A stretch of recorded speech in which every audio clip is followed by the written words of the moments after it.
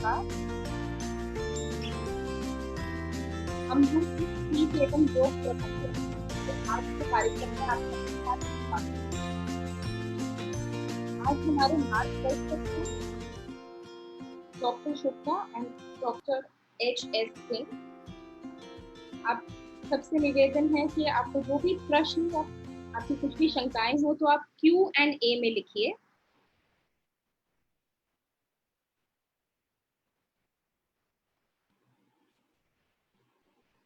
आज के इस कार्यक्रम में आप सबका बहुत बहुत स्वागत है।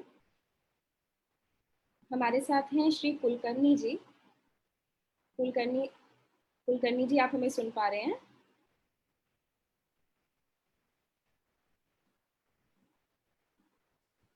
कुलकर्णी जी, आप सुन पा रहे हैं? हाँ जी, हाँ जी। हाँ जी, नमस्कार कुलकर्णी जी, बहुत बहुत स्वागत है आज के कार्यक्रम में आपका। सर, हम आज के कार्यक्रम की शुरुआत करते हैं। डॉक्टर शुक्ला जो हमारे साथ हैं, उनसे आप प्लीज वार्तालाप शुरू करें। अमृत संघ के मार्फत मैं आपका हार्दिक स्वागत करता हूं डॉक्टर शुक्ला जी, और सभी जो पार्टिसिपेंट है, दर्शक है, उनको भी मैं उनका स्वागत करता हूं। और आज के जो मुख्य प्रवर्तक है या मुख्य स्पीकर है डॉक्टर शुक्ला जी, ये बहुत सीनियर साइंटिस्ट है और वैज्ञानिक है, और उनका जो अनुभव है उस अनुभव से आपको वो जो सूत्रकृमि है, जो अमरूद में सूत्रकृमि का जो आज प्रश्न है, उस प्रश्न को ज्यादातर वो डिटेल में बताएंगे और आपको मार्गदर्शन करेंगे। मैं डॉक्टर शुक्ला को विनती करता हूं कि आप शुरुआत कर रहे हो, उसके पहले मैं हमारे जो एसोसिएशन के जो अध्यक्ष है मिस्टर विनायक दंडोते, उनको मैं विनती करता हूं कि अपने एसोसिएशन के मार्फत वो डॉक्टर शुक्ला, डॉक्टर सिंह का स्वागत करें। विनायक राव। वेबिनार में सबका स्वागत है। ये अपना तीसरा वेबिनार है। आज के वेबिनार में अमरूद में कीट एवं रोग प्रबंधन में बातचीत करेंगे डॉक्टर HS सिंह, पदार्थ वैज्ञानिक कीट विज्ञान, और डॉक्टर PK शुक्ला, पदार्थ वैज्ञानिक पैटर्न, केंद्रीय उपोष्ण बागवानी संस्थान लखनऊ। मैं उनका भी स्वागत करता हूँ, आप सब दर्शकों का भी स्वागत करता हूँ। अभी डॉक्टर PK शुक्ला जी को मैं विनती करता हूँ कि आपका वो चालू कर दे। यस, अमरूद हमारे देश में एक बहुत बड़े क्षेत्रफल में उगाया जाता है, और ज़्यादातर क्षेत्रफल में पिछले 5-6 साल में सूत्रकृमि की समस्या उत्पन्न हो चुकी है। सबसे पहले तो किसानों को या सभी को समझना चाहिए कि सूत्रकृमि है क्या। ये बहुत ही माइक्रोस्कोपिक सूक्ष्मदर्शी, मतलब इतना छोटा है हम आँख से नहीं देख सकते हैं, जैसा कि आप चित्र में देख रहे हैं इस तरह के आकार का होता है। और इसके हेड पोर्शन में जो सिर वाला हिस्सा होता है उसमें एक नीडल होती है, नीडल जैसी, जिसको स्टाइलिट कहते हैं वैज्ञानिक भाषा में। उससे ये जड़ों में छेद करता है या जड़ों से रस चूसता है। दूसरे फिगर में आप देख सकते हैं कि एक जड़ का आकार बना हुआ है जिसके ऊपर अनेक प्रकार के सूत्रकृमि लगे हुए हैं। वो कोई थोड़ा अंदर से, कोई बाहर से, कोई बिल्कुल अंदर जाके उसके अंदर जड़ों का रस चूस रहे हैं, और इस प्रकार से जड़ों का रस चूस के ये पौधे को बहुत ज़्यादा क्षति पहुंचाते हैं।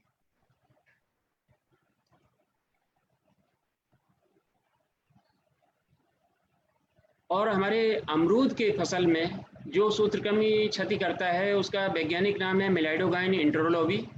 वो भी उसी तरह से होता है, जब तक वो मृदा में या मिट्टी में या पानी में रहता है उस समय तक वो एक सूत्रकृमि, सामान्य सूत्रकृमि की तरह से होता है, और वो कहीं भी चल सकता है, इधर से उधर जा सकता है। लेकिन जैसे ही वो जड़ के अंदर जाता है, कुछ ही समय में उसका कायांतरण होने लगता है और उसका जो शरीर है वो स्थूल होने लगता है। ये इस सूत्रकृमि की मादा के साथ होता है, और मादा ही अधिक क्षति पहुंचाती है। धीरे धीरे वो स्थूल होती जाती है, और जिस जगह पे जड़ में एक बार वो प्रवेश कर गई, अपने पूरे जीवन भर वहीं पे एक जगह रह के वो जड़ों के अंदर अपना पोषण प्राप्त करती है और वहीं से वो अंडे देती है जड़ के सरफेस पे, और उसके बाद उन अंडों से नए लार्वी निकलते हैं और वो लार्वी फिर दूसरी जड़ों को संक्रमित करते हैं। इस तरह से इसका जीवन चक्र चलता रहता है।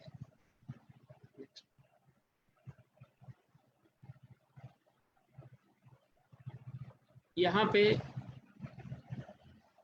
पर आपको देखना है कि जड़ों में किस प्रकार के लक्षण होते हैं। यही सबसे महत्वपूर्ण है। हर व्यक्ति को इस प्रकार के लक्षण जरूर पहचानना चाहिए, क्योंकि जो इस रोग का फैलाव हुआ है पूरे देश में, वो ज़्यादातर पौधशालाओं के माध्यम से हुआ है, क्योंकि पौधशालाओं में एक ही स्थान पर लगातार एक ही फसल अमरूद की उगाई जाती रही है, जिससे कि वहाँ सूत्रक्रम बहुत ज़्यादा बढ़ गया। और फिर जो पौध वहाँ से लेके किसान गए, तो जिन क्षेत्रों में ये सूत्रक्रम नहीं भी था वहाँ भी ये फैल गया। इसलिए पौध लेते समय बहुत बड़ी सावधानी की बात है कि इन लक्षणों को हमेशा दिमाग में रखें। जड़ के ऊपर किसी भी तरह की गांठ दिखे, जड़ सामान्य से भिन्न दिखे, तो वहाँ से उस स्थान से पौध कभी नहीं लेनी चाहिए। इसके लक्षण में ये जो जड़ों में गांठें देखते हैं, ये इस प्रकार की गांठें होती हैं कि जड़ों में ही सूजन कह लें या फूलना कह लें, वो हो जाता है। ये जड़ों का एक बिल्कुल अभिन्न अंग है, और इसको अगर तोड़ के गांठ जो बनती है उसको तोड़ के अलग करना चाहें तो नहीं कर सकते।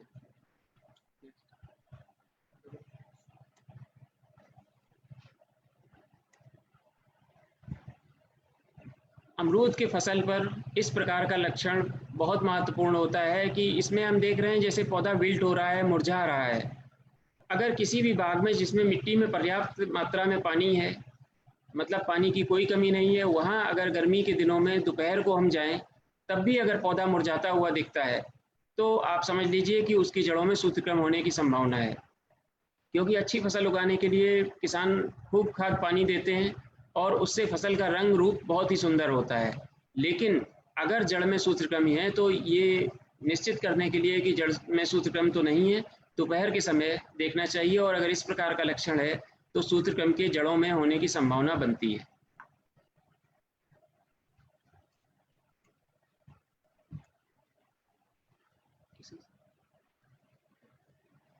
ये विभिन्न प्रकार के लक्षण हैं। जैसे सबसे ऊपर पौधशाला के लक्षण हैं। पौधशाला में पत्तियों की संख्या कम होना, पत्तियों का रंग भी हरे से भिन्न हो जाना, कई बार गहरा रंग का हो जाना, उसके अलावा बहुत ज़्यादा पत्तियां झड़ जाना, तो ये सब संक्रमित नर्सरी या पौधशाला के चित्र हैं। उसके अलावा नीचे वाले चित्र में आप देख सकते हैं कि पौधों की ग्रोथ दूर से देखने में सामान्य सी लग रही है, लेकिन पत्तियों का रंग पीला हो रहा है, अच्छा हरा नहीं है, और जो सामान्य ग्रोथ होती है अमरूद की उसके मुकाबले कम वृद्धि हो रही है। इससे दूर से नहीं देख के पता चल रहा है कि इसकी जड़ों में सूत्रक्रम होने की संभावना है। और जब हमने इसमें जड़ों को निकाल के देखा तो उसमें सूत्रक्रम मिला। तो इस प्रकार के लक्षण नहीं होने चाहिए, अच्छी ग्रोथ होनी चाहिए। जहाँ तक रही प्रबंधन की, तो प्रबंधन के लिए सबसे महत्वपूर्ण है कि हम सूत्रक्रम को अपने खेत तक ना आने दें।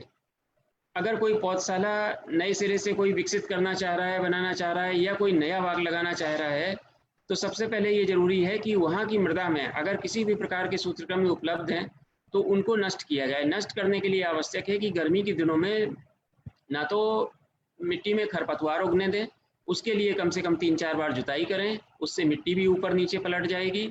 और जो सूत्रक्रम उसमें होंगे, संभावना होती है कि 95% 95% तक सूत्रक्रम मर जाएंगे। उसके बाद उसमें रुपाई या बीज बोने की प्रक्रिया शुरू कर सकते हैं। और अगर बाग लगा रहे हैं तो उसमें रुपाई हेतु जो भी पौध ले रहे हैं उसमें बहुत ही सावधानी रखें, किसी प्रकार का भी संक्रमण ना हो पौधों में, क्योंकि अगर संक्रमण होगा तो फिर उसको संभालना मुश्किल होता है। एक बार अगर सूत्रक्रमी आपके खेत में आ गया तो फिर उसको नष्ट करना लगभग असंभव है। रुपाई के समय ध्यान रखें कि सूत्रक्रम, आप निश्चित हैं कि सूत्रक्रम नहीं है, फिर भी उसके बाद भी आप ट्राइकोडर्मा का 20 ग्राम पाउडर और 500 ग्राम नीम की खली लें, उसको 10 किलोग्राम गोबर की खाद में समान रूप से मिला दें, और उसके बाद गड्ढे में जो मिट्टी भरी जानी है उसके साथ मिला के गड्ढा भर दें। और इस प्रकार से भरने के कम से कम 15 दिन बाद उसकी पौधा लगाना है। और एक और सावधानी रखें कि पौधा जितना हो सके गहराई पे लगाएं। मतलब उसका जो कलम वाला हिस्सा है, ग्रेफ्टेड पोर्शन है, वो तो ज़मीन से ऊपर होना चाहिए, कम से कम 3-4 इंच ऊपर होना चाहिए, लेकिन नीचे का पूरा हिस्सा जितना गहरा आप दबा देंगे उससे काफ़ी लाभ होगा। इसमें चित्र में आपको दिखाना चाहता हूँ मैं कि जो मिट्टी में सूत्रकृमियों की संख्या रहती है, इस बार के दाहिनी तरफ सूत्रकृमियों की संभावित संख्या है और एक तरफ सेंटीमीटर में गहराई है। तो अगर आप देखें 0 से 5 सेंटीमीटर, मतलब ऊपर के 5 सेंटीमीटर की मिट्टी में निमेटोड की अगर संख्या 5 है तो 5 से 10 सेंटीमीटर की गहराई पे 7 होगी। मतलब सबसे ज़्यादा निमेटोड 5 से 10 सेंटीमीटर की गहराई पे रहता है और ऊपर के 5 सेंटीमीटर में दूसरे नंबर की संख्या रहती है।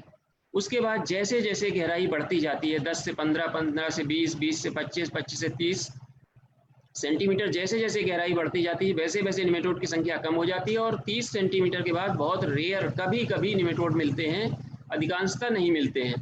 तो अगर हमें पौधा लगाना है और पौधा हम 15 से 20 सेंटीमीटर की गहराई पे उसका जड़ वाला हिस्सा पहुंचा दें तो वहाँ निमेटोड पहले से कम होते हैं, और अगर 1-2 हैं भी तो उनके ज़्यादा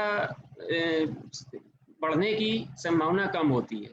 तो ऐसे में गहरा पौधा लगाने पे सूत्रकृमियों से काफ़ी बचाव होता है। इसके अलावा गहरा पौधा लगाने पे पानी की कमी होने पर भी समस्या कम होती है और निराई गुड़ाई करते समय भी जड़ों की कटने की संभावना कम होती है, जिससे कि उकठा रोग वगैरह या फफूंदी वगैरह का संक्रमण नहीं हो पाता है।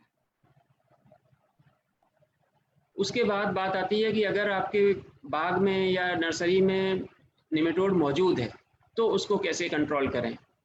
तो अगर आपने देखा कि निमेटोड है तब तो आपको विशेष रूप से ध्यान रखना पड़ेगा, लेकिन अगर आपको लगता है कि नहीं भी है तो आपको एक बात बता दूं कि ऐसा कोई क्षेत्र नहीं, ऐसी कोई जगह नहीं जहां पौधा है और निमेटोड ना हो। निमेटोड सर्वव्यापी है, जहां भी प्लांट है वहां निमेटोड होगा। ये बात और है उसकी कौन सी प्रजाति है। हमें अमरूद के मामले में मिलाइडोगाइन इंट्रोलोबी जो जड़ ग्रंथि रोग पैदा करता है उस पर ध्यान देना है।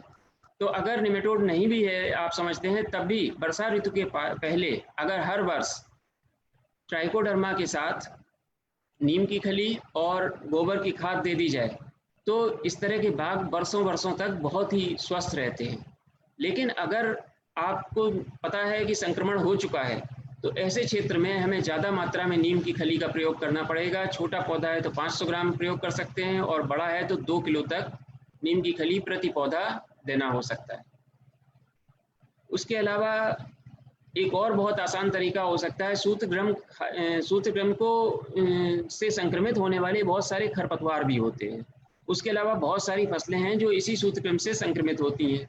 अगर उनका बीज थाले में बो दिया जाए और 20 दिन बाद उनको उखाड़ दिया जाए तो जितने भी मिट्टी में सूत्रकृमि के लार्वी हैं वो उसमें अंदर प्रवेश कर जाएंगे और एक बार प्रवेश करने के बाद वो ना तो निकल सकते हैं और ना ही अपना जीवन चक्र पूरा कर पाएंगे अगर 20 दिन के बाद उन पौधों को उखाड़ दिया जाए। तो इस तरह से उस मृदा क्षेत्र में जितने भी सूत्रकृमि हैं उनको वहाँ से हटाने का एक आसान तरीका हो सकता है कि सूत्रकृमि ग्राही जो फसलें हैं उनको थाले में उगाया जाए और 20 दिन की उम्र पर उनको उखाड़ के नष्ट कर दिया जाए। इसके अलावा नियंत्रण के लिए गेंदा और हल्दी जैसी फसलें भी थाले में उगाई जा सकती हैं। और अभी जो कुलकर्णी साहब ने कहा था कि उत्तम पोषण बहुत आवश्यक है।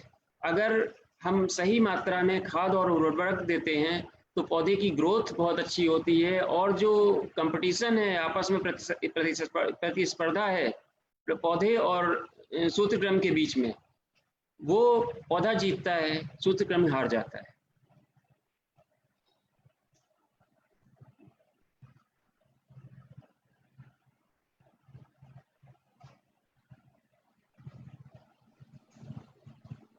डॉक्टर शुक्ला, आपकी प्रेजेंटेशन के लिए बहुत बहुत थैंक यू, धन्यवाद जी। मेरे ख्याल से आपका कुछ क्वेश्चन आंसर होंगे तो अभी शुक्ला जी से पूछिए। हाँ जी बिल्कुल, हमने सभी पार्टिसिपेंट्स को बोला है, उनके कुछ भी क्वेश्चंस हैं। क्वेश्चन कुछ आ गए क्या सर? अभी लोग क्वेश्चन शायद भी उन्होंने देने शुरू नहीं करे, तो हम सबको फिर से ये निवेदन करते हैं कि जो भी आपके प्रश्न हो या आपकी शंकाएं हो क्वेश्चन में Q&A में लिखिए। क्वेश्चन में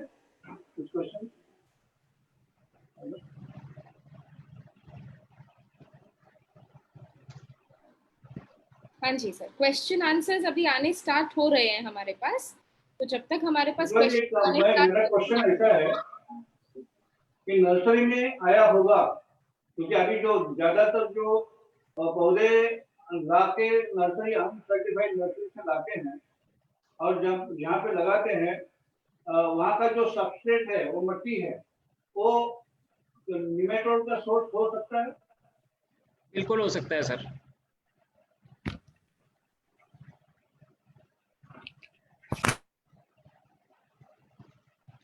यहाँ तक कि सॉइल लेस कल्चर में भी लोगों ने किया तो किसी न किसी माध्यम से वो निमेटोड उसमें भी पहुँच जाता है। निमेटोड जहाँ पानी मिलेगा, पौधा मिलेगा, वहाँ पहुँच के आराम से सर्वाइव करेगा। तो उसको रूट के लिए कुछ ट्रीटमेंट दे सकते हैं क्या? जब हम पौधा लाते हैं तो उसको रूट के लिए कुछ ट्रीटमेंट है, जैसे फ्यूराडान सॉल्यूशन में ड्रिप करो, कुछ ऐसा है?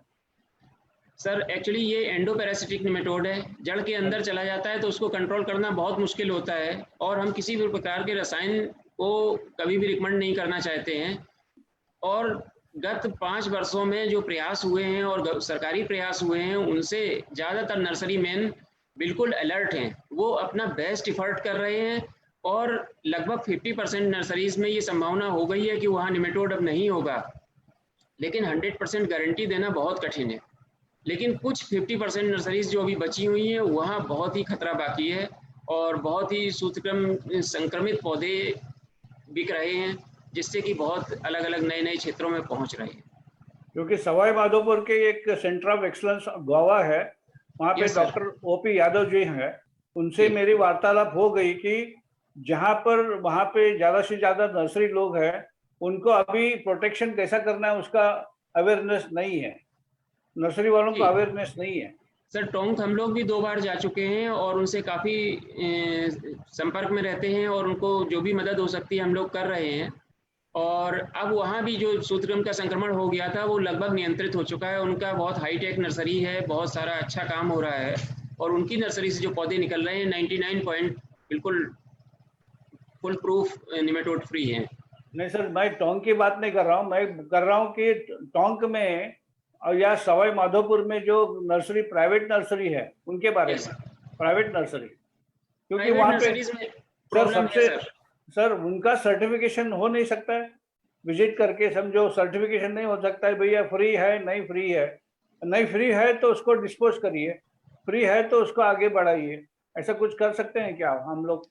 बिल्कुल सर, बिल्कुल किया जा सकता है। हम अपने मलियाबाद क्षेत्र में और जो जहाँ से लोग हमको इनवाइट करते हैं या टेस्ट कराना चाहते हैं या अपना सैंपल भेजते हैं, हम उनको टेस्ट करके भी देते हैं, सर्टिफिकेट भी इशू करते हैं, जिनकी नर्सरी में हम नहीं निमेटोड नहीं पाते हैं।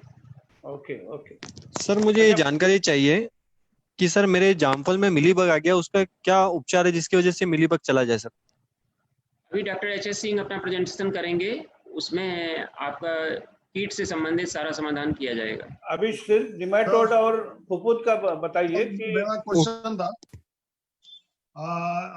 अभी कुछ नए केमिकल्स निकले निमेस्टीन जैसे, उनका क्या असर होता है निमेटोड पे? एक्चुअली जो नए केमिकल पर्टिकुलरली निमेटीसाइड सूत्रक्रम को मारने वाले विकसित हुए हैं, ज्यादातर तो हिंदुस्तान में अवेलेबल नहीं है। मैं सर पैसिलोमाइसिस की बात कर रहे हैं। पैसिलोमाइसिस और ट्राइकोडर्मा दोनों ही निमेटोड को कंट्रोल करने में काफ़ी अच्छे हैं, लेकिन ये आप जान लीजिए 100% किसी से भी निमेटोड खत्म नहीं होना है, क्योंकि मिट्टी के अंदर जो पैथोजन है उसको कोई खत्म नहीं कर सकता। नेमेटोसाइड तो मिलता है यहाँ पे महाराष्ट्र में। देखिए कार्बोफ्यूरान अभी तक यूज किया जाता था, वो ज़्यादातर बैन हो चुका है। उसके बाद जो दूसरे निमेटोसाइड उस पर उपलब्ध हैं इंटरनेट पे, वो मार्केट में कम से कम उत्तर प्रदेश में, लखनऊ में तो नहीं है। नहीं, यहाँ पे है, महाराष्ट्र में मिलते हैं सर। अभी एक अदामा बोल के कंपनी है, अदामा, हाँ, कंपनी का निमिज है, निमिज बिक रहा है, निमिज। हाँ, लेकिन अगर निमेटीसाइड आपको यूज करना भी है तो बहुत इमरजेंसी में केवल एक बार ज़्यादा से ज़्यादा यूज करें, क्योंकि ये रसायन अगर मिट्टी में आप बहुत बड़ी मात्रा में मिलाने जा रहे हैं तो अल्टीमेटली ग्राउंड वाटर तक को पॉल्यूट करेंगे और इस चीज़ को प्रमोट नहीं किया जा सकता, क्योंकि आप अदरवाइज भी सावधानी रख के निमेटोड को कंट्रोल में रख सकते हैं। बिल्कुल। एच.एस. सिंह को बुलाइए सर। यस धन्यवाद। Yes sir. डॉक्टर धन्यवाद। Shukla ji, just a yes sir, minute. Thank Kulkarni ji, हमारे पास एक क्वेश्चन है, वो हम बाद में पूछते हैं। बाद में पूछेंगे। हाँ जी, बिल्कुल। Doctor HS. Singh, welcome. Hello, Welcome to webinar, thank you. because there are a lot of questions waiting for you. Okay, welcome. तो आप जरा प्रेजेंट करिए आपका इंसेक्ट मैनेजमेंट में। जी जी जी।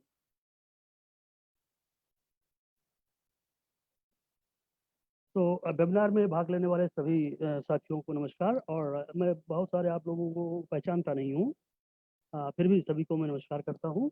मैं यहाँ पर सेंट्रल इंस्टीट्यूट ऑफ सब क्रॉप हॉर्टिकल्चर में प्रिंसिपल साइंटिस्ट एंटोमोलॉजी के रूप में कार्य कर रहा हूँ। और इससे पहले मैं देश के अलग अलग हिस्सों में फ्रूट क्रॉप एंटोमोलॉजी में काम किया हूँ। मैं आज एक प्रेजेंटेशन दे रहा हूँ जो कि है इंसेक्ट पेस्ट मैनेजमेंट इन गोवा। आप अगर लिस्ट देखें तो बहुत सारे इंसेक्ट पेस्ट की लिस्ट आपको मिलेगी जो कि गोवा को अमरूद पर नुकसान पहुंचाते हैं।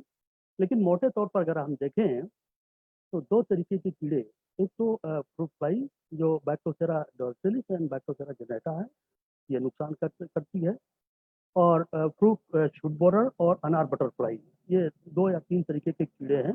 कहीं कहीं कुछ परिस्थितियों में मिलीबग और कॉकसिट काफ़ी नुकसान पहुंचाते हैं किसानों को।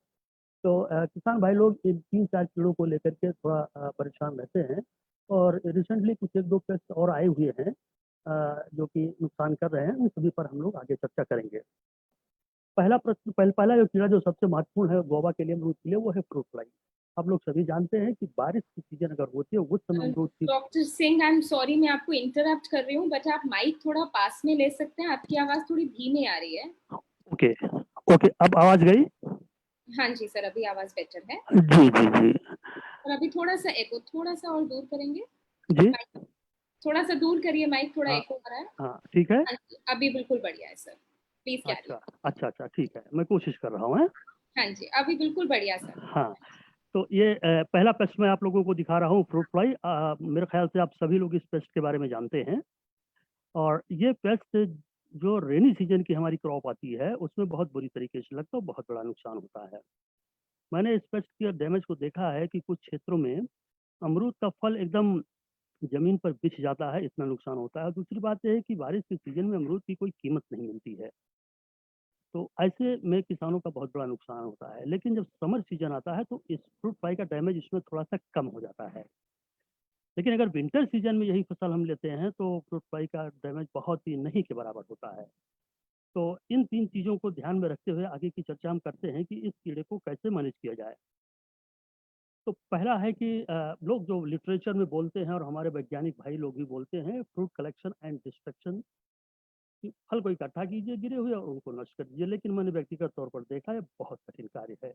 हम रिकमेंड कर सकते हैं लेकिन कर पाना असंभव होगा। टन टन मैंगो जो गिरता है अमरूद, उसको इकट्ठा करना, नष्ट करना संभव नहीं होता है। क्लीन कल्टीवेशन हम लोग रिकमेंड करते रहते हैं, बहुत सारे लिटरेचर में उपलब्ध है, हमारे पूर्वज जी बोलते आए हैं। लेकिन अभी तक ये कोई डेटा नहीं जनरेट हो पाया है ठीक ठाक से कि अगर हम क्लीन कल्टीवेशन करते हैं तो हमको आईपीएम पॉइंट ऑफ व्यू से कितना बेनिफिट होता है। और अगर हम घास को उगने देते हैं, समय समय पर कुछ समय के लिए जुताई कर देते हैं, तो उसका बेनिफिट क्या होता है, ऐसा कोई डेटा अभी तक जनरेट नहीं हो पाया है। इस पर हम लोग काम करना शुरू किए हैं। फ्रूट फ्लाई मैनेजमेंट के लिए तीसरा जो सबसे बड़ा औजार है वो ट्रैप बोलते हैं उसको। हम लोग साइंटिफिक भाषा में वो बोलते हैं मेल एनहेलेशन टेक्निक या ट्रैप। इसको ये बहुत ही जो है पुरानी टेक्नोलॉजी हो गई है और हमारे बहुत सारे किसान भाई इसको इस्तेमाल भी कर रहे हैं। इसके बारे में आगे हम डिटेल में बताएंगे। और इसके अलावा पॉइजन बेड भी हम लोग देते हैं। और जो एक रिसेंटली हमने जो है डिवाइस किया मैंने सोचा है और करके भी देखा है कि अगर फ्रूटिंग सीजन को किसी तरीके से हम शिफ्ट कर ले जाएं तो संभवतः फ्रूट फ्लाई से बहुत बड़ा मतलब जो बहुत बड़ा नुकसान होता है उससे बच सकते हैं। एक एक के ऊपर हम आपको करेंगे।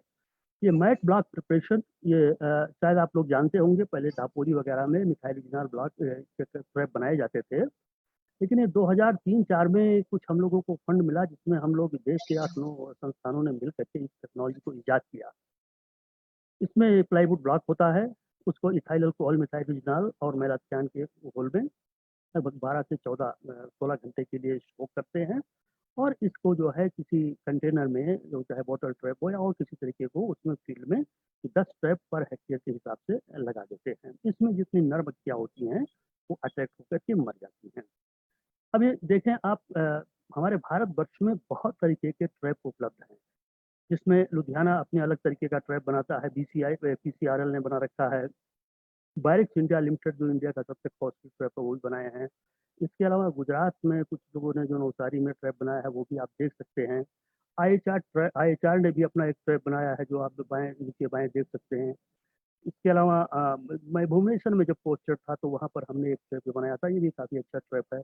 और सीआईएसएच लखनऊ ने भी एक ट्रैप बनाया, वो भी आप देख सकते हैं। तो इस तरीके से बहुत सारे ट्रैप इंडिया में उपलब्ध हैं, बट इनकी उपलब्धता में थोड़ी सी परेशानी, इस विषय पर चर्चा हम आगे करेंगे।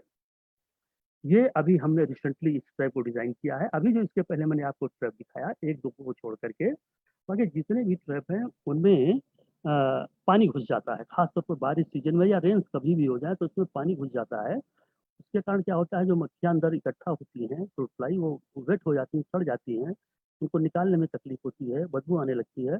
और जो मैट ब्लॉक हम लोग लगाते हैं, लकड़ी का टुकड़ा, वो भी भीग जाता है। इन दो चीज़ों को ध्यान में रखते हुए ये बिल्कुल नए तरीके का ट्रैप हमने बनाया है। इसमें किसी भी जिस तरह से पानी अंदर नहीं घुसता है, और ये ट्रैप काफ़ी इफिशियंट है। और ये ट्रैप शीघ्र ही हमारे संस्थान से लोगों को लाइसेंस किया जाएगा, अगर लोग लेना चाहें तो ले करके बना करके और बाजार में किसानों तक उपलब्ध करवा सकते हैं। अब एक बेट एप्लीकेशन टेक्निक हम लोग पढ़ते आए हैं। उसमें क्या करते थे कि गुड़ और मेलाथियान या कोई इंसेक्टिसाइड पानी के साथ मिला करके और किसी बर्तन में खेत में जगह जगह पर रखते थे। ये हम लोग कुकुरबिट्स में भी करते थे, जैसे लौकी है, कद्दू है वगैरह में, और आम में भी करते थे, और इसमें अमरूद में भी करते थे। लेकिन ये विधि थोड़ी अच्छी नहीं थी, इसलिए इसको हम लोगों ने कुछ अलग तरीके से इसको डिवाइस किया है। इसमें क्या करते हैं कि 200 ग्राम गुड़ को लगभग 1 लीटर पानी में मिलाते हैं, उसमें थोड़ा मेलाथियान मिला लेते हैं। लेकिन अब चूंकि मेलाथियान बंद हो रहा है और अभी हम लोगों ने कोई इंसेक्टिसाइड टेस्ट नहीं किया है, इसलिए अभी हम मेलाथियान नहीं रिकमेंड करते हैं। आने वाले दिनों में इस पेस्टिसाइड को हम चेंज करेंगे। इसको अच्छी तरीके से जो है पॉइजन बेट हम लोग तैयार कर लेते हैं, और एक नैप से एक स्प्रेयर में इसको भर लेते हैं। और हर पौधे के पास जाकर केवल 45 सेकंड के लिए हम इसके लीवर को दबाते हैं, जिससे कि लगभग 45 मिलीलीटर जो पॉइजन बेट है पौधे के कैनोपी पर, पत्तियों पर पड़ जाए। और एक पर करने के बाद हम दूसरे पौधे पर आगे बढ़ जाते हैं। ऐसे करके सारे जो है पौधों पर थोड़ा थोड़ा हम डाल देते हैं। और इस तरीके से अगर हम करते हैं तो लगभग 2 या 3 लीटर लिक्विड जो ये होता है, ये 1 हेक्टेयर के लिए पर्याप्त हो जाता है। अगर ज़्यादा जो है मक्खियाँ लगी हुई हैं, ज़्यादा नुकसान हो रहा है, तो इसको लगभग हर सप्ताह में 1 बार कर देना चाहिए। इससे बहुत ज़्यादा फायदा होता है, और ख़ास तौर पर अगर आस-पास की झाड़ियाँ हैं उन पर भी 7वें दिन में थोड़ा-थोड़ा, तो ज़्यादा नहीं, थोड़ा-थोड़ा स्प्रे कर दें तो बहुत अच्छा फायदा किसानों को मिल सकता है। ये अगर फ्रूट क्रॉप को जो है, इसको अमरूद के फल आने की सीजन को चेंज करना है, तो ये जो बेंडिंग टेक्नोलॉजी होती है बहुत अच्छी है। शायद आप लोग अगर हावड़ा रेलवे स्टेशन पर गए होंगे तो वहाँ बाहर पर आप देखेंगे बहुत ही अच्छे साइज के बहुत ही सुंदर अमरूद बहुत महंगे बिकते हैं। ये सारे अमरूद वहाँ बरेपुर एक क्षेत्र वहाँ से आता है, और सारा अमरूद बेंडिंग टेक्नोलॉजी से आता है। तो इस कार्य को हम लोगों ने भुवनेश्वर में किया, वहाँ पर भी इसका बहुत अच्छा रिजल्ट आया। और फिर इसको आकर के हम लोगों ने यहाँ इलाहाबाद में किया, जो अमरूद का गढ़ है, वहाँ पर भी इसका बहुत अच्छा रिजल्ट आया है। मैं थोड़ा सा इसकी झलक आप लोगों को दिखाना चाहता हूँ। कुछ इस तरीके से अप्रैल के महीने में पत्तियों को जो है हम लोग अपने हाथ से ही जो है निकाल देते हैं। और निकालने के बाद में इसका जो टहनियों का सिरा है उसको इकट्ठा करके बांध करके, और इसको जो है जमीन में फूटा गाड़ करके उसी में कर देते हैं, जैसा कि चित्र में दाहिने तरफ नीचे की तरफ आप देख रहे हैं।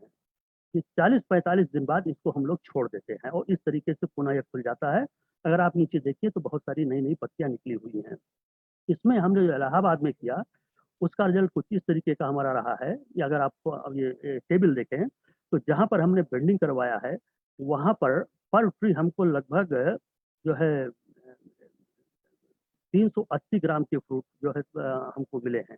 इतने अच्छे अच्छे हमको फ्रूट मिले हैं, और एक एक पौधे से लगभग 108 किलोग्राम हमको फ्रूट मिल गया, और सबकी साइज 250-300 ग्राम से ऊपर मिली। और ये जाकर के विंटर सीजन में फ्रूट्स आते हैं। अगर अप्रैल में आप करते हैं तो विंटर सीजन में फ्रूट आते हैं।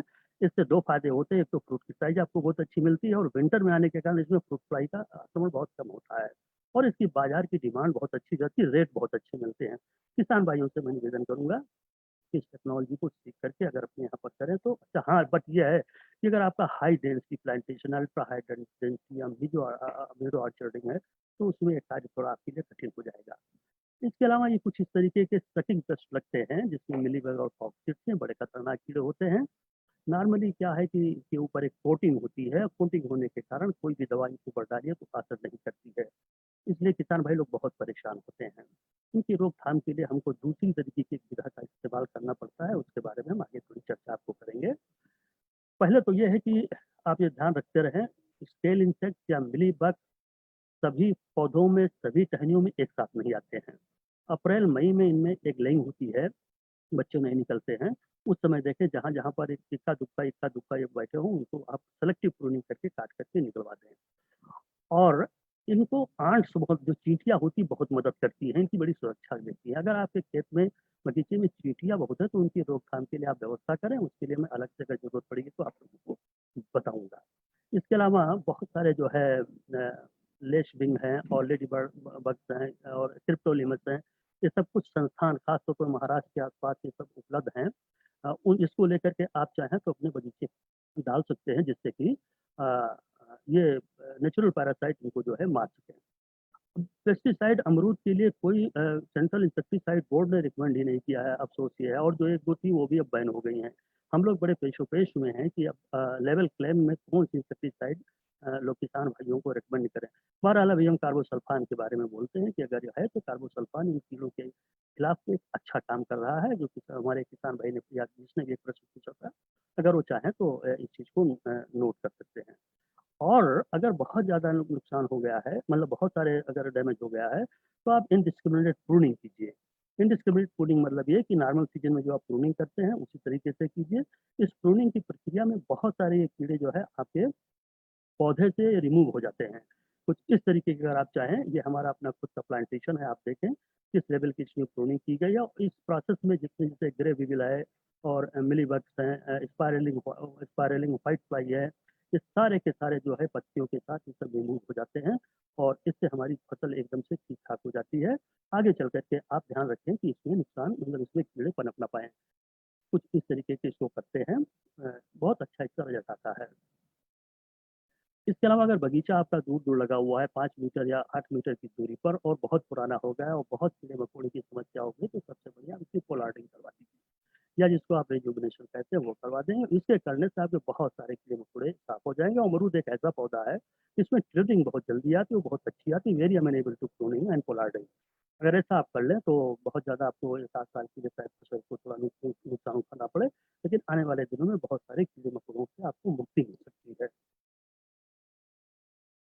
एक मिलीबग आता है जिसको मैंगो मिलीबग बोलते हैं। अमरूद में वैसे बहुत कम देखा गया है, लेकिन किन्हीं किन्हीं क्षेत्रों में अमरूद में चढ़ जाता है, तो ये ध्यान रखें। ये वही जो है आपके अक्टूबर नवंबर के आसपास में पौधों के ऊपर चढ़ता है। और बहुत पहले एक टेक्नोलॉजी CISH हमारे संस्थान द्वारा विकसित की गई थी कि पौधे के तने के चारों तरफ जो है प्लास्टिक लपेटते हैं, तो अब प्रक्रिया काफ़ी वो कठिन हो गई है, मजदूर मिलते नहीं है, तो हम लोगों ने एक नया तरीका निकाला है। आप देखिए, एक जो बाजार में मिलने वाला एक प्लास्टिक रैप है, प्लास्टिक रैपर है, जो एडेसिव लगा होता है अंदर से। नॉर्मली ये हम लोग जो है पैकिंग वगैरह के लिए इस्तेमाल करते हैं। इसको ले लीजिए, थोड़ा मिट्टी आप जो है घोल करके तने के चारों तरफ लगा दीजिए पहले, और उसके ऊपर से इसको चिपका दीजिए। एक भी मिलीबग ऊपर नहीं चढ़ पाएगा, जिससे कि आपकी फसल बिल्कुल सुरक्षित हो सकती है। इसके अलावा एक बार फिटिंग कटर लगता है, जो निगलेक्टेड ऑर्चर्ड होते हैं, जिन पर बहुत ध्यान नहीं दिया जाता है, दवा वगैरह कम पड़ती है, उसमें बहुत बुरी तरीके से आक्रमण करता है। हम वैज्ञानिक भाई इसके बारे में बताते आए हैं कि इसको जो है, इसका जो स्क्रीटा है और इसकी टनल है, इसको साफ करो, इसका छेद ढूंढिए, फिर उसमें पेट्रोल डालिए या इंसेक्टिसाइड नुआन वगैरह डाल करके भर दीजिए। तो ये संभव हो पाता है उन बागों में जहाँ इक्का दुक्का या एक दो पौधों में कीड़े लगे हों। मैंने देखा है इलाहाबाद क्षेत्र में पूरे बगीचे के बगीचे पूरा का पूरा पौधा इससे ग्रसित हो जाता है, और पौधे और इसकी बात का उत्पादन बहुत गिर जाता है। इस परिस्थिति में रोकथाम करने के लिए वो तरीका जो हम लोग पहले बताते आए हैं वो संभवतः काम नहीं करता है। ऐसे में हमने जो खुद अपना एक्सपेरिमेंट करवाया है उसमें हमने देखा कि क्लोरोपाइरीफास 2 ml पर लीटर अगर तने के ऊपर, ब्रांच के ऊपर हम अच्छी तरीके से छिड़काव कर दें और 2 बार कर दें तो बिल्कुल पूरी तरीके से कीड़ा साफ हो जाता है। लेकिन परेशानी अब केवल ये हो गई कि क्लोरोपाइरीफास भी बैन हो रहा है और अभी हमने कोई और दूसरी दवा इसके ऊपर टेस्ट नहीं की है। होगी तो आगे भविष्य में बताऊंगा। बहरहाल अभी कुछ दिन तक आप क्लोरोपाइरीफास इस्तेमाल कर सकते हैं।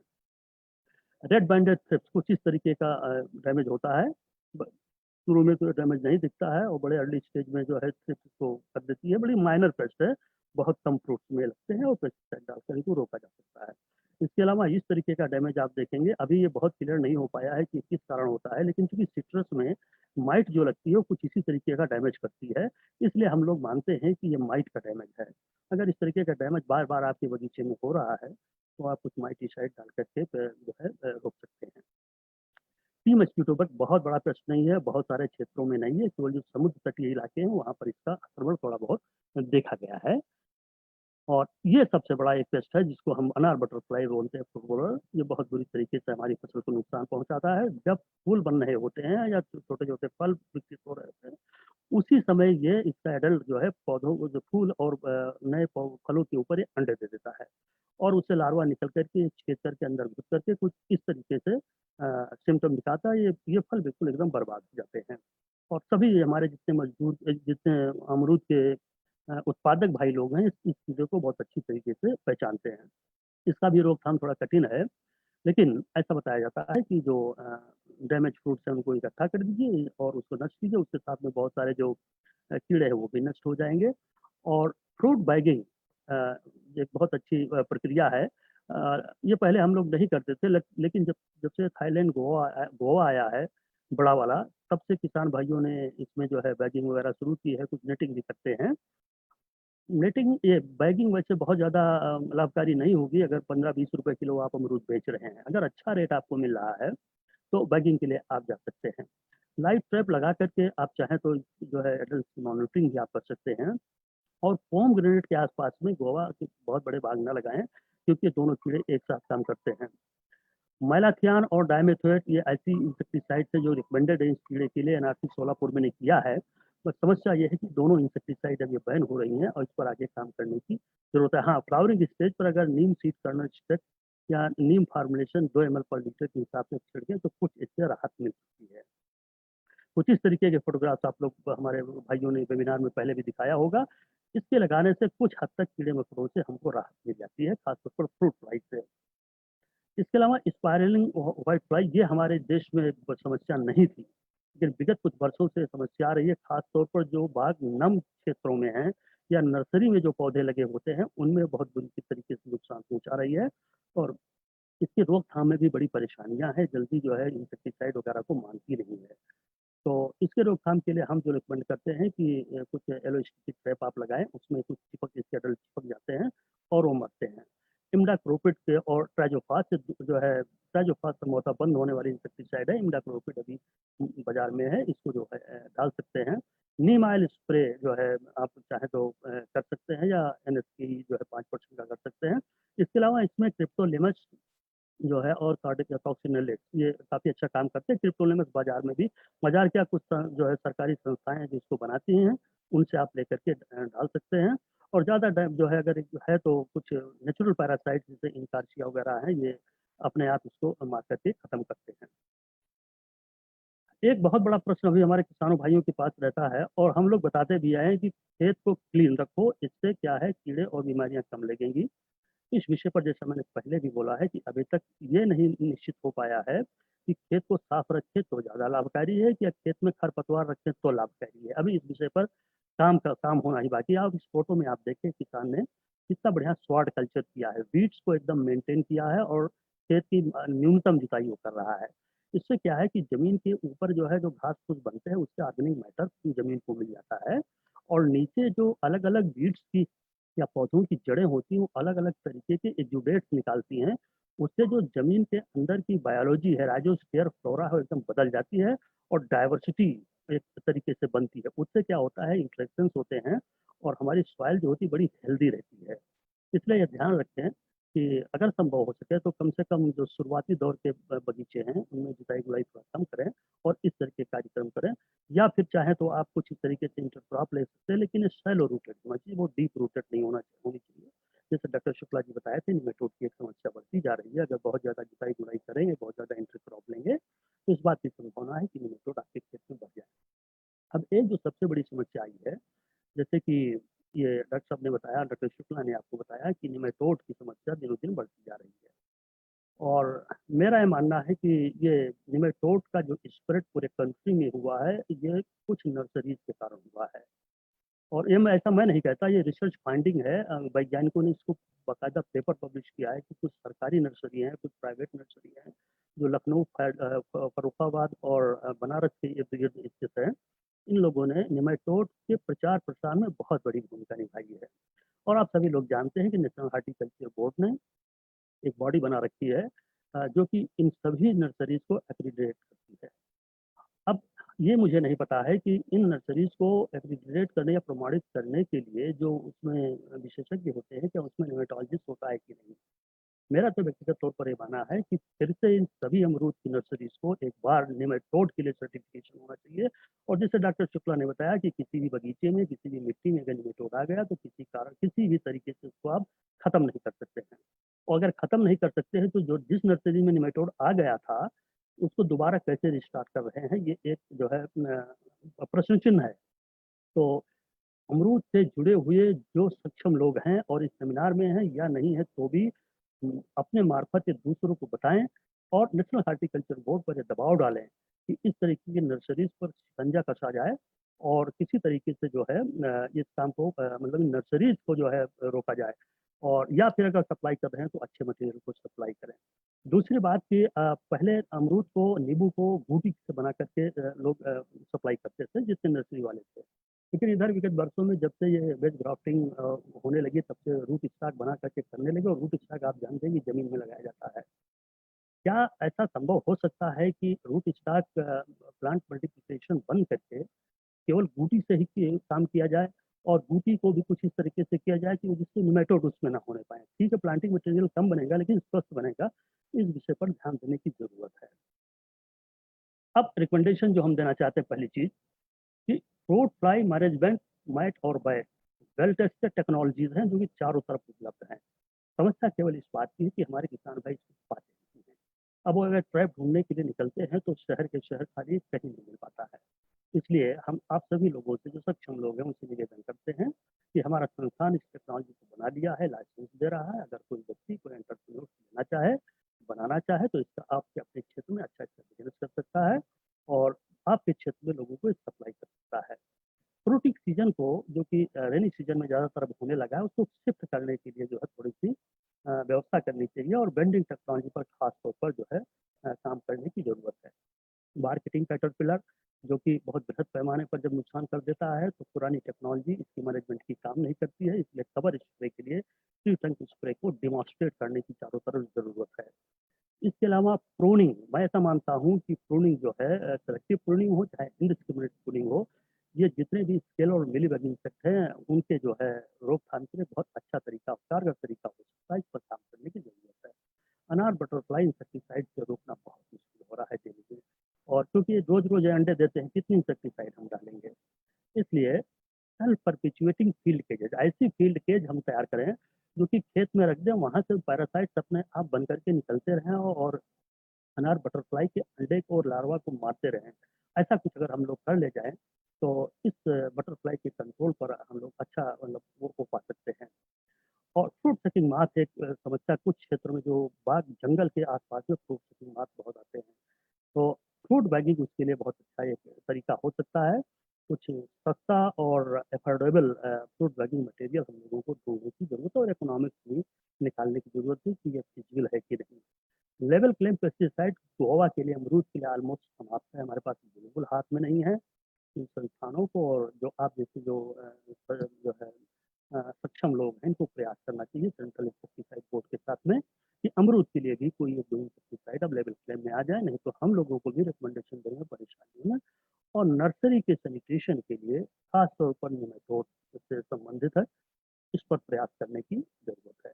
आप लोगों को बहुत बहुत धन्यवाद। अब आप लोग चाहें तो प्रश्न पूछ सकते हैं। डॉक्टर, मेरा एक सवाल है। हेलो।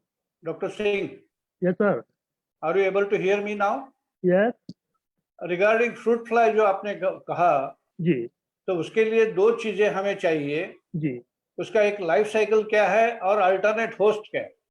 हाँ हाँ फ्रूट फ्लाई का अल्टरनेट होस्ट क्या है सर। और उसका लाइफ साइकिल क्या है? या श्योर श्योर, मैं बता रहा हूँ आपको। ऐसा है कि जितनी भी फ्रूट क्रॉप हैं जिनमें पकने पर शुगर आती है, जैसे बनाना है, पपाया है, मैंगो है, और गोवा है, कस्टर्ड एप्पल है, और सपोटा है, इसमें एक तरीके की फ्रूट फ्लाई लगती है जिसको हम आर्चर्ड फ्रूट फ्लाई कहते हैं। और इसकी लाइफ साइकिल कुछ ऐसे है कि इसकी जो फीमेल होती है वो जब फल पकने के करीब पहुंचता है, जब उसमें हल्की हल्की शुगर डेवलप हो जाती है तो एग लेइंग करती है, ऊपर से वो अंडा दे देती है। और ऊपर से अंडा देने के बाद में फल का जो पील होता है वो एकदम क्लोज हो जाता है, पता नहीं चलता है कि अंदर फ्रूट फ्लाई है। लार्वा अंदर डेवलप होता है, फल के पकने पर वो जो है लार्वा होता है वो बाहर आ जाता है जमीन में। जमीन में जाकर के प्यूपा बनता है और वो प्यूपा 10-15 दिन उसमें पड़ा रहता है। फिर वहां से फ्रूट फ्लाई का एडल्ट निकलता है और एडल्ट निकल के फिर से जो है अपनी ये कार्यवाही साइकिल शुरू कर देता है। कुछ इस तरीके से है। तो ये तो है फ्रूट फ्लाई जो ऑर्चर्ड में लगती हैं। दूसरी प्रजातियां हैं जो कि फ्रूट फ्लाई होती हैं वो कुकुरबिट्स में लगती हैं, जैसे आपका लौकी है, कद्दू है, और तरोई है, करेला है, इस समय लगती है। वो प्रजातियां कुछ अलग तरीके की होती हैं। जी। हेलो। कुल कर लीजिए अपनी। Sir, accidentally, I am also from plant protection. I know yes. this. जी For the benefit of participants, जी मेरा एक कहना ऐसा है कि आप देखेंगे कि ये शिरडी के बाजू में जो अमरूद है, जी। वहाँ पे कस्टर्ड एप्पल नहीं होता है, हाँ हाँ तो वहाँ पे अल्टरनेट होस्ट क्या होगा?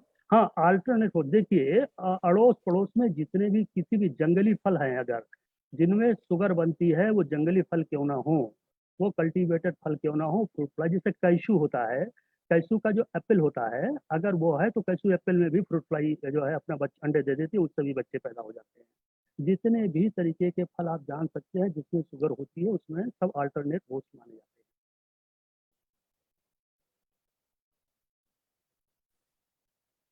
जी ओवर टू यू। पार्टिसिपेंट में किसी का क्वेश्चन है? सर एक क्वेश्चन है अभी Q&A में, whether there is any chemical solution, whether any other media for plant nursery. मुझे ये No, no. As far as I know, there is no separate and exclusive chemical available for nursery. What I know. ये uncle को जुड़वा के लिए तो है ना, मतलब पूरा को हटाने पड़ेगा, खोलने पड़ेगा जो है ना उतने समय। सर कुछ आप सवाल पूछिए, आप सवाल पूछिए। डॉक्टर साहब प्लीज आप आंसर दे रहे थे। हाँ हाँ। मैं जैसा बताया आपको कि नर्सरी के लिए एक्सक्लूसिव कोई भी पेस्टिसाइड नहीं बनाई गई है, जो खेत में है वो नर्सरी के लिए है। Okay, that's good. सर एक क्वेश्चन हमें उमेश जी ने पूछा था, जो वो पहले पूछ भी रहे थे, अमरूद में मिली बग आ गई है, उसका कोई उपाय बताइए। जी जी जी जी। वैसे मैंने अपने प्रेजेंटेशन में आप लोगों को बताने का एक छोटा सा प्रयास किया था, लेकिन मैं फिर से तो बता रहा हूँ। पहला तो ये कि मिलीबग दो तरीके के होते हैं। एक तो वो होता है जो मैंगो में लगता है और वो पेड़ के ऊपर चढ़ता है, झुंड में चढ़ता है, जो फोटो आप देखेंगे तो आपको पता चलेगा। और दूसरा मिलीबग वो होता है जो कि पौधे पर ही रहता है, वो नीचे ऊपर नहीं करता, वहीं पर बैठा रहता है। अगर ये मैंगो मिलीबग है, जो कि संभवतः मुझे उम्मीद कम है कि ये होगा, तो अपने बगीचे के पौधों में आप प्लास्टिक की बैंड लगाएं, उससे ये मैंगो मिलीबग रुक जाएगा।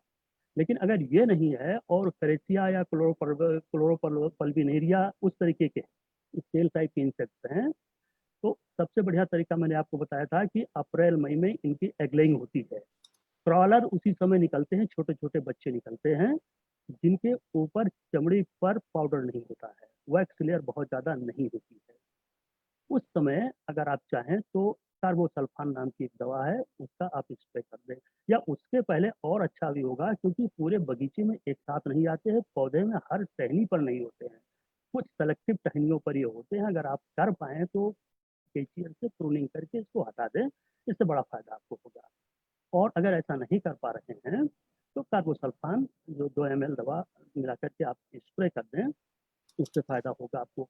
और अगर आपके खेत में बगीचे में चींटियां पौधों के ऊपर बहुत चढ़ रही हैं तो उसकी रोकथाम को आपको करना होगा, क्योंकि जहाँ पर ये चींटियां होंगी वहाँ पर मिलीबग बहुत अच्छी तरीके से बढ़ते हैं।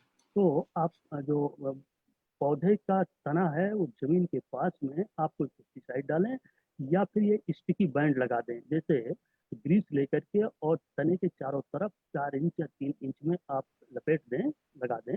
उससे ये चींटियां ऊपर नहीं चढ़ पाएंगी और उनको सुरक्षा नहीं, मिलीबग को सुरक्षा नहीं मिल पाएगी, उससे आपकी फसल सुरक्षित हो सकती है। वैसे अगर हर साल आप प्रूनिंग करते हैं, समर प्रूनिंग करते हैं अप्रैल मई महीने में, तो बहुत सारा मिलीबग की पॉपुलेशन आपकी साफ हो जाती है।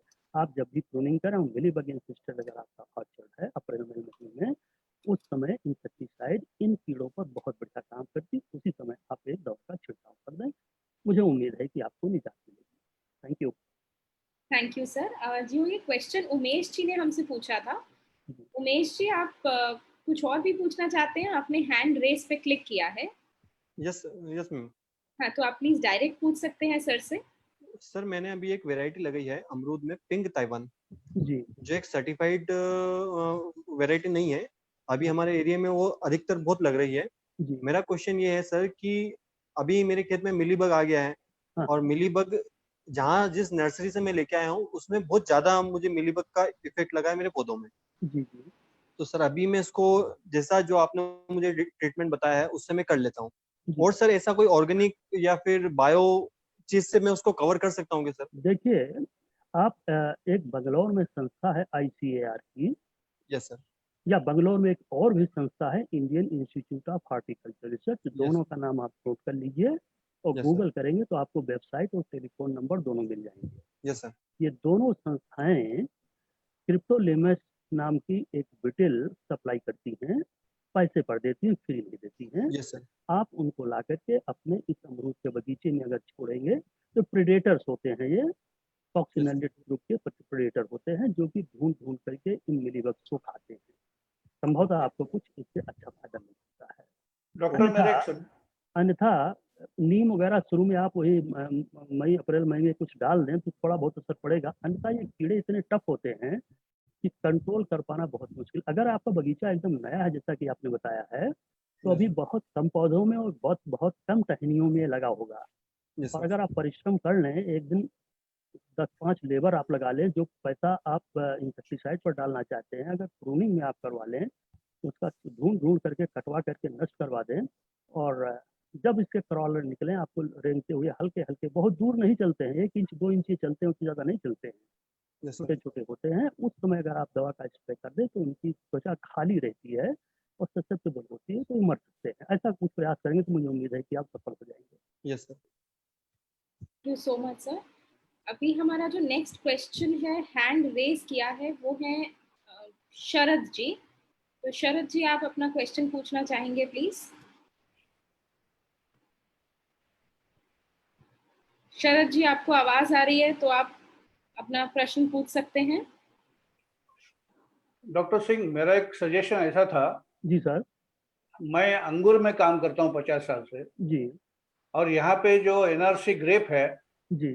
उन्होंने रिकमेंड किया है Verticillium lecanii. Verticillium lecanii is a biopesticide and that is being widely used in grapes and it is a bio, so it is very safe for number 1.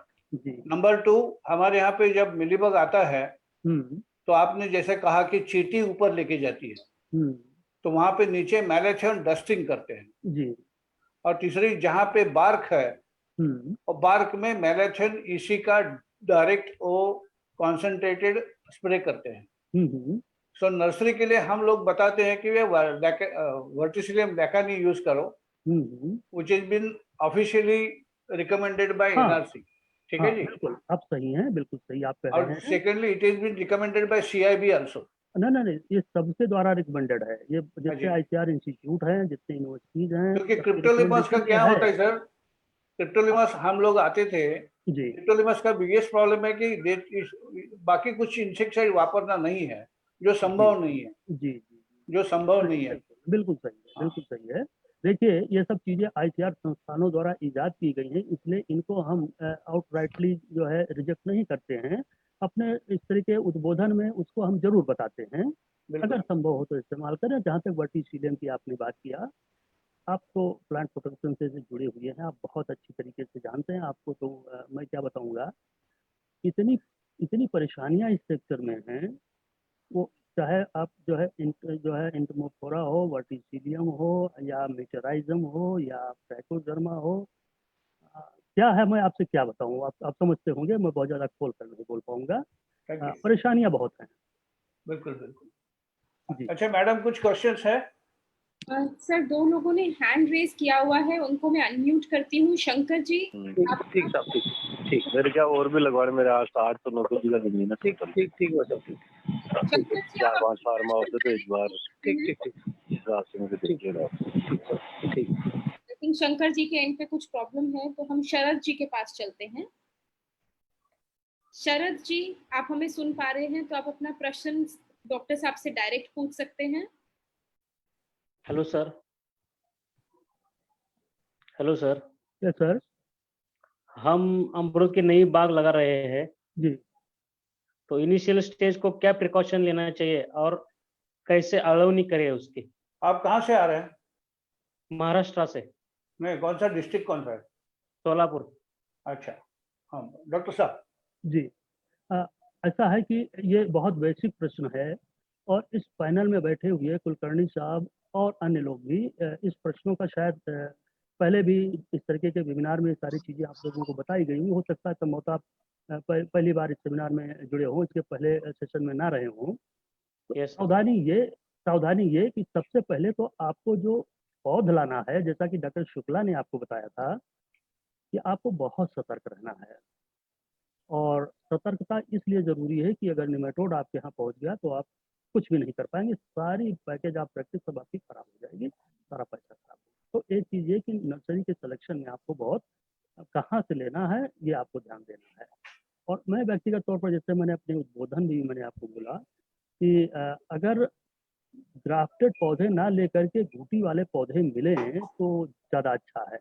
और या फिर आप एरिया पहचान कर लीजिए कि जैसे रायपुर है या उड़ीसा है या साउथ इंडिया का कोई रीजन है जहाँ पर निमेटोड नहीं है, वहाँ से आप मटेरियल अगर लें तो ज़्यादा अच्छा रहेगा। दूसरी बात कि आपके विश्वविद्यालय, जैसे आपका कोंकण विश्वविद्यालय है या फिर आपका ये दापोली है, इन लोगों की रिकमेंडेशन दी हुई रिकमेंडेशन है कि अमरूद आपके क्षेत्र में कितनी दूरी पर लगना है, कितनी गहराई पर लगना है, कितने कितने गड्ढे खोदेंगे, और उसमें नाइट्रोजन, फास्फोरस, पोटास वगैरह क्या देंगे, और इंसेक्ट को कंट्रोल करने के लिए जैसे कि दीमक वगैरह ना लगे क्या डालेंगे, सारी रिकमेंडेशन आपको शुरू से जो है मतलब आपके विश्वविद्यालय स्थानीय तौर पर वो दे चुके हैं।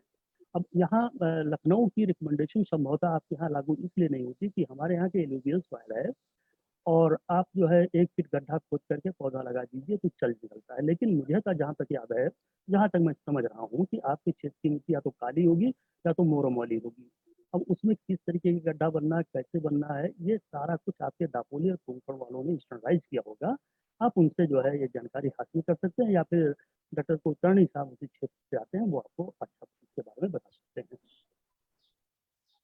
ओके डॉक्टर साहब, जी अभी टाइम खत्म हो रहा है जी और मैं गोवा एसोसिएशन के माध्यम से डॉक्टर राजन और पूरी आपकी जो टीम है, क्योंकि जी आज का ये 3rd वेबिनार है, जी पहले डॉक्टर राजन का था, बाद में that was related to soil health and plant nutrition, and आज today was very important insect pest management and nematode management.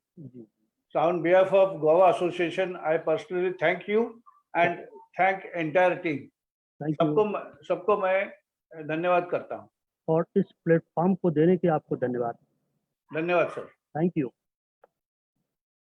बहुत बहुत धन्यवाद sir, thank you so much. आप सब आज हमसे जुड़े और आपने हमें बहुत जानकारी दी, धन्यवाद। Thank you. नमस्कार। अटेंडी से निवेदन है कि आपको आपकी स्क्रीन पर एक पोल दिख रहा होगा, प्लीज उस पोल को सबमिट करिए। आप अपने आंसर उस पे टाइप करिए और उस पोल को सबमिट करिए।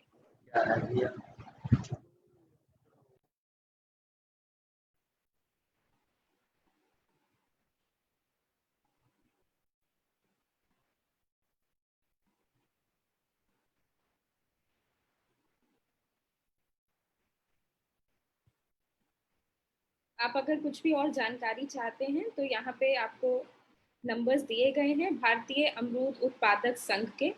आप अपनी जानकारी, अपने प्रश्न यहाँ पे पूछ सकते हैं।